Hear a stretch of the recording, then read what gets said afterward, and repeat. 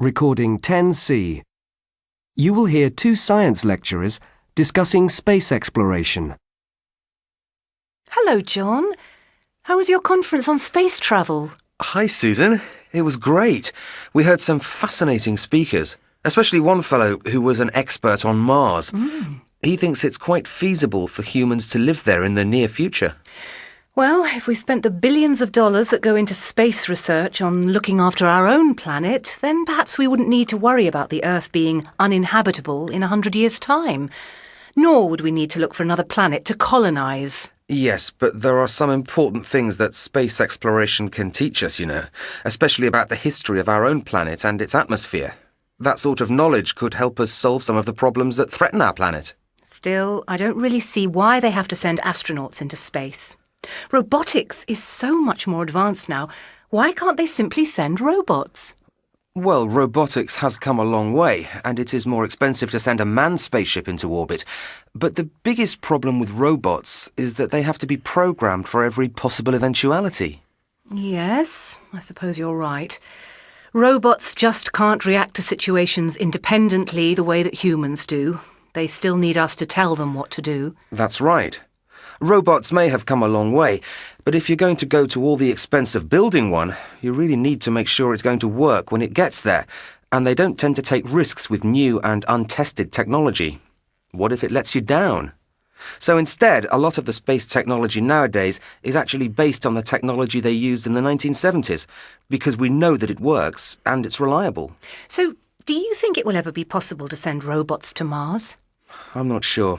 One of the speakers spoke about that, and he says that communication would be a problem. Is that because of the conditions?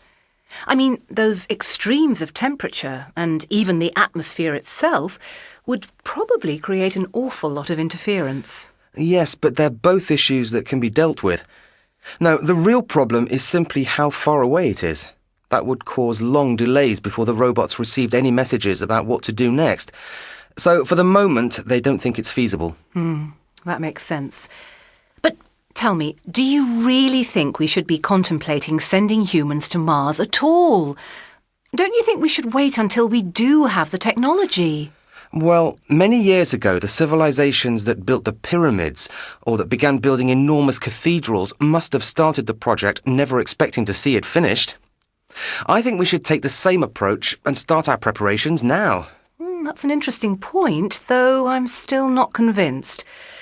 Surely you don't foresee a time when humans will be living on Mars? That's just science fiction, isn't it? Not at all. I think there is a distinct possibility that humans will live there. But what about the conditions there? Even the dirt on the ground could kill us. Yes, I agree with you there, but we can easily build a self-contained structure there so people don't need to go outside. I suppose the ground does also contain a lot of resources, so getting metals wouldn't be a problem. That's right. A lot of building materials could be found there, but there are still many risks involved. Yes, what about radiation? I don't think there will ever be a way to shield us totally from cosmic radiation, even inside a spaceship. I can't agree with you there. Astronauts have been travelling in space for a long time now, so that shouldn't be too much of a problem for us. I just don't think we have enough experience of living in space long term. But you have to accept that it is within the realms of possibility that one day there will be a Martian space station. Well, I have every faith in science, and Mars does seem to be the next frontier. So, yes, I imagine we will eventually send a space mission there. But I can't see people living there.